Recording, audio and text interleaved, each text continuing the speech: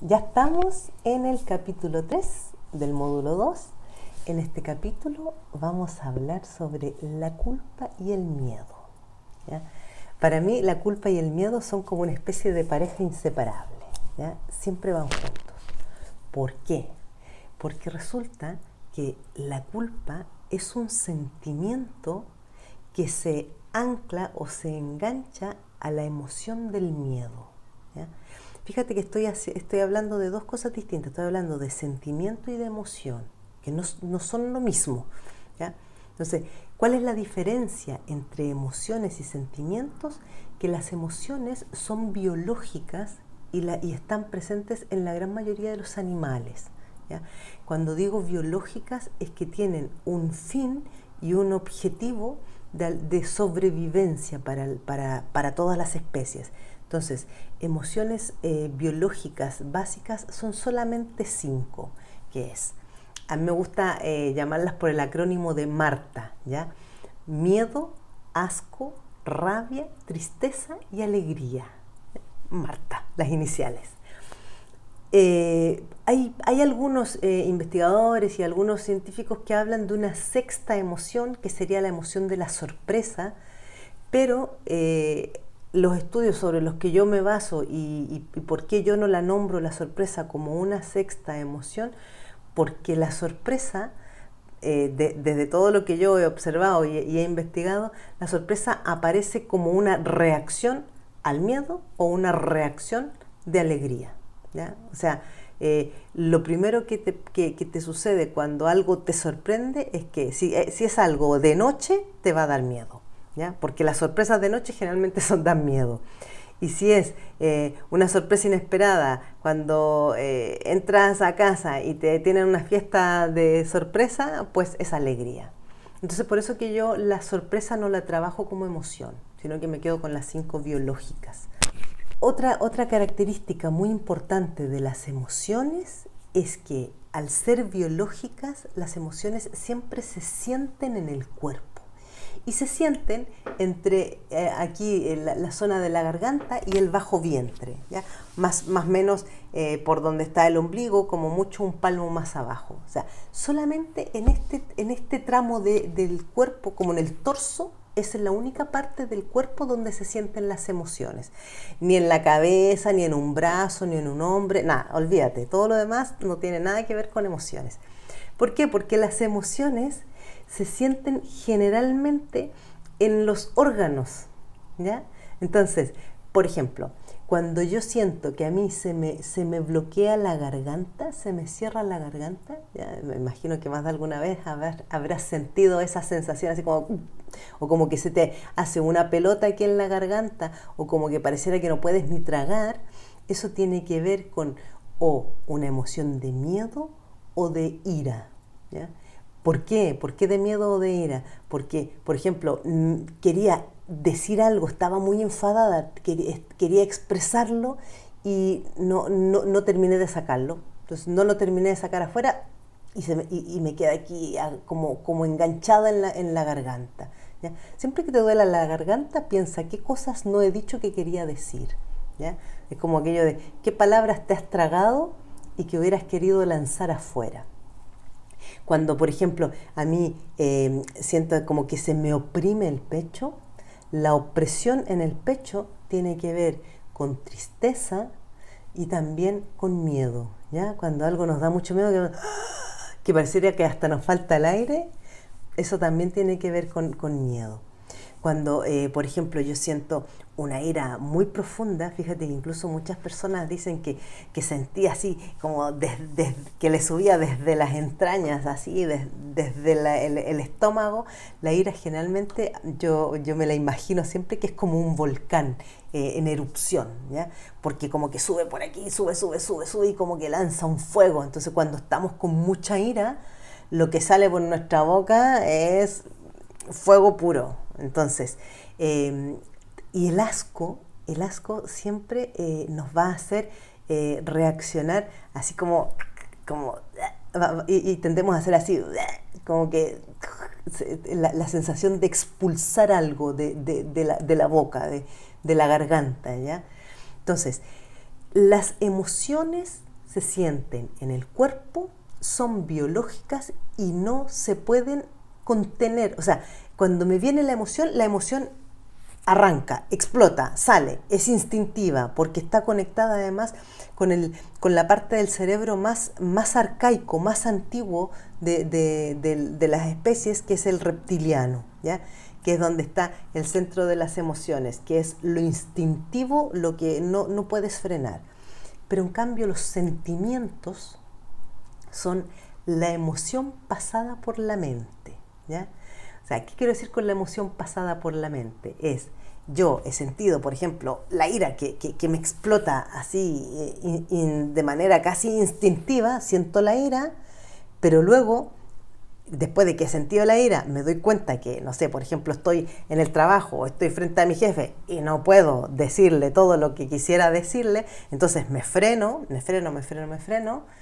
y lo racionalizo. Entonces, como mucho, me atrevo o llego a decir que no me ha parecido bien aquello, ¿ya? Pero cuando yo estoy haciendo esto, o sea, cuando yo estoy racionalizando a ese extremo mi ira, mi cuerpo entero se está así como conmocionando. ¿Qué es lo que ocurre con esto? Que entonces el sentimiento es como el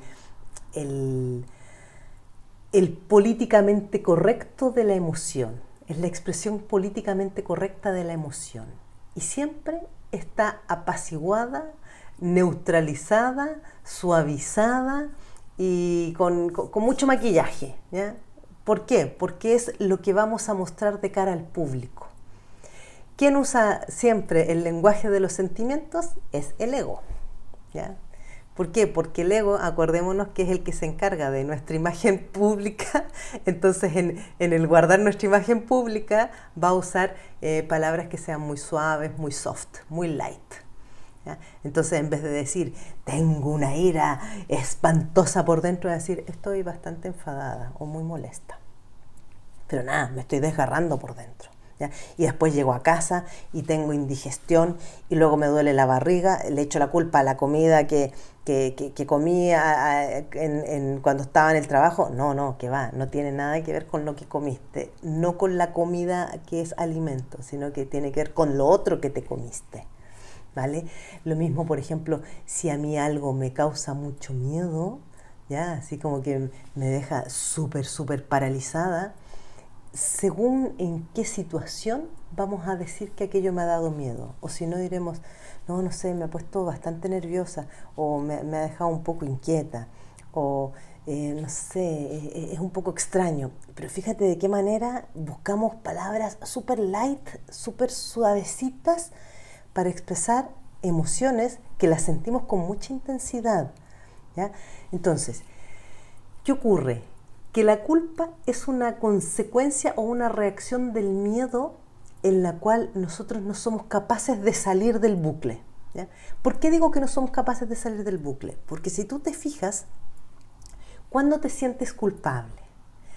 Te sientes culpable cuando has hecho algo o has dicho algo y la reacción o la respuesta de la otra persona ha sido algo que a ti no te ha gustado, o ha sido una reacción o una respuesta inesperada, pero inesperada negativamente para ti, ¿ya?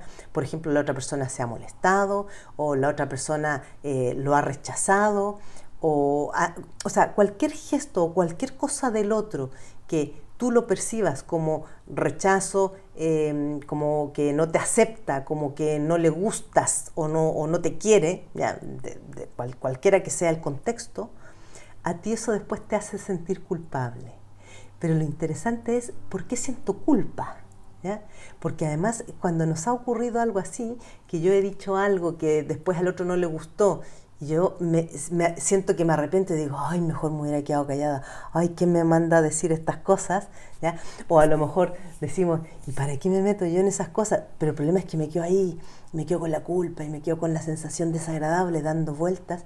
En el fondo, lo que estoy sintiendo todo el rato es miedo a que me aparten, es miedo a que me rechacen, es miedo a que me abandonen, a que me despidan. O sea, en el fondo, todo el rato lo que hay es miedo, ¿ya?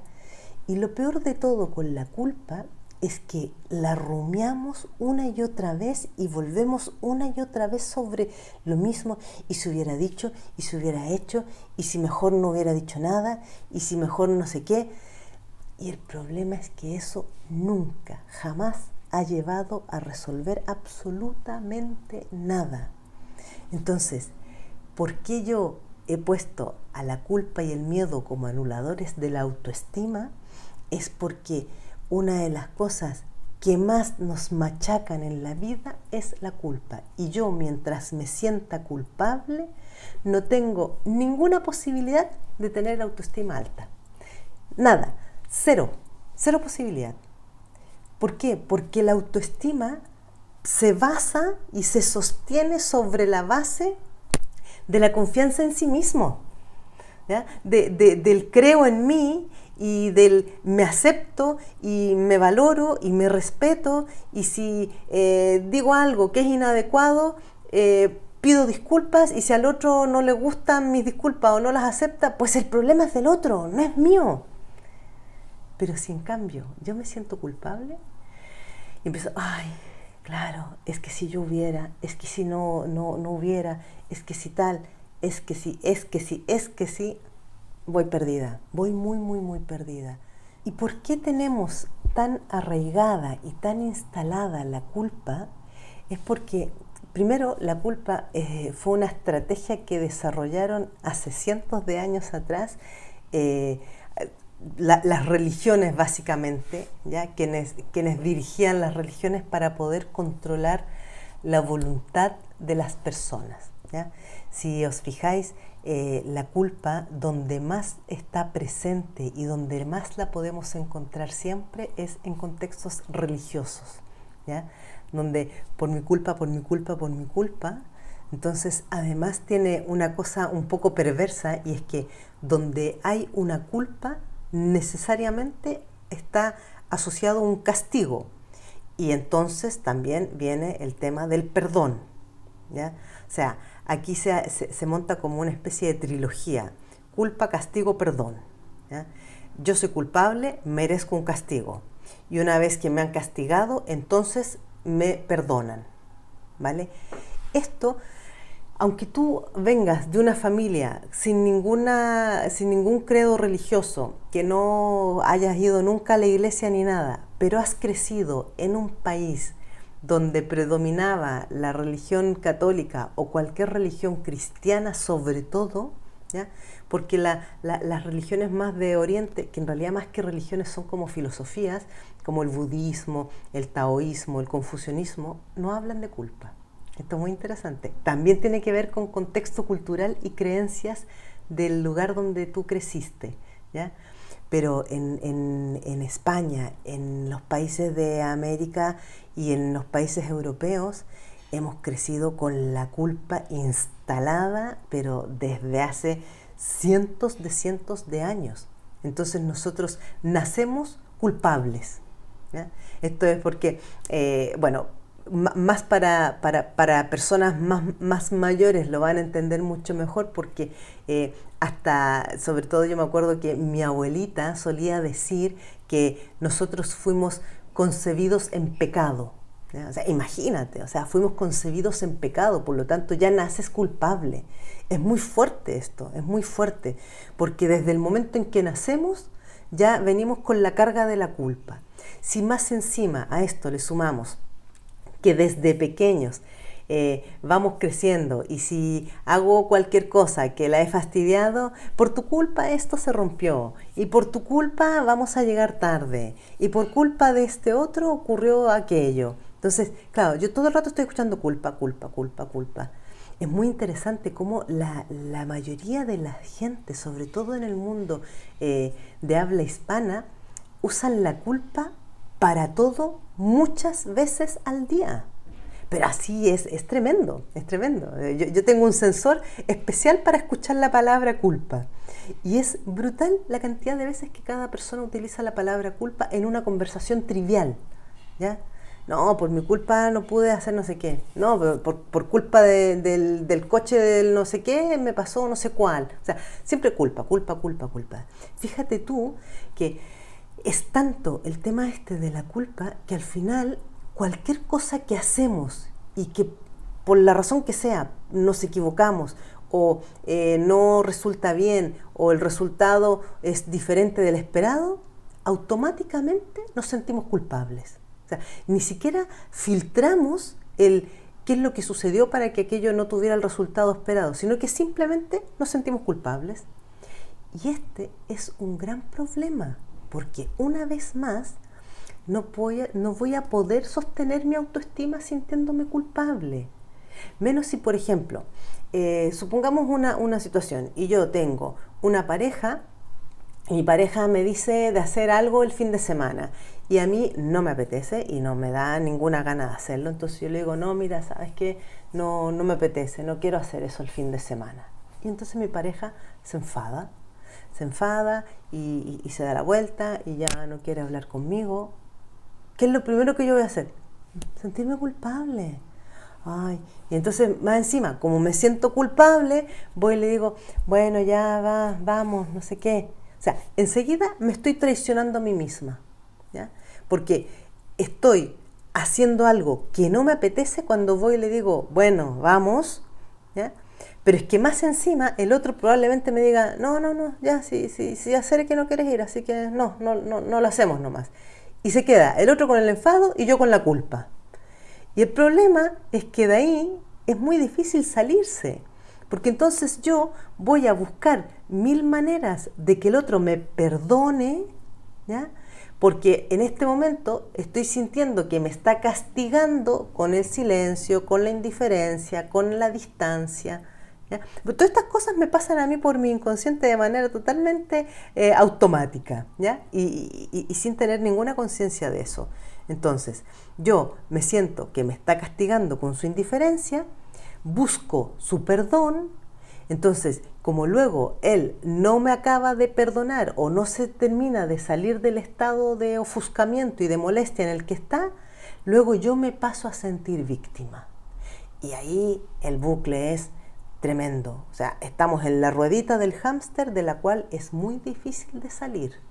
Entonces, la única posibilidad de que esta situación se resuelva, por decirlo de alguna manera, es que el otro me perdone. Y mientras el otro no me perdone, yo no me voy a poder sentir tranquila ni en paz, ¿ya? Entonces, claro, si yo esto lo enfoco desde otra perspectiva, desde una perspectiva donde yo tengo mi autoestima bien sostenida y firme, y el mismo escenario, él me dice, oye, vamos el fin de semana a hacer tal cosa, y yo le digo, no me apetece, no quiero hacer eso, no, ve tú, yo no quiero ir, y el otro se enfada, yo lo miraré y diré, pero ves tú, si la que no quiere ir soy yo, pero yo en ningún momento te he dicho que no vayas tú. Entonces, no, claro, porque yo quería que tú me acompañaras. Bueno, cariño, pero es que yo no quiero ir, lo siento en el alma. Ya está. Y en ese instante lo suelto. Lo suelto porque yo no he hecho nada malo. Lo único que he hecho ha sido expresar mi sentir, decir lo que no me apetece. El problema que tenemos las mujeres es que nosotras tenemos como un chip ahí perverso que cada vez que decimos que no a algo o ponemos un límite o le decimos al otro que no queremos no sé qué y el otro se enfada o se molesta, automáticamente nos sentimos culpables.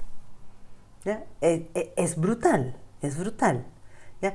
O si por ejemplo yo le pido a mi pareja de ir o de hacer alguna cosa y él me dice que no, lo que me pasa es que me siento rechazada. Es que claro, que ya no me quiere, que ya no le importo, que ya no le gusto, lo que sea. Y la cantidad de pajas mentales que nos podemos comer nosotras, ¿vale? Entonces, por eso que el tema de la culpa con el miedo son unos anuladores de la autoestima brutales, salvajes. Entonces, con esto acabamos este módulo número 2 sobre los anuladores de la autoestima y te invito a que veas el siguiente vídeo con el ejercicio para trabajar este capítulo. Nos vemos en el próximo vídeo.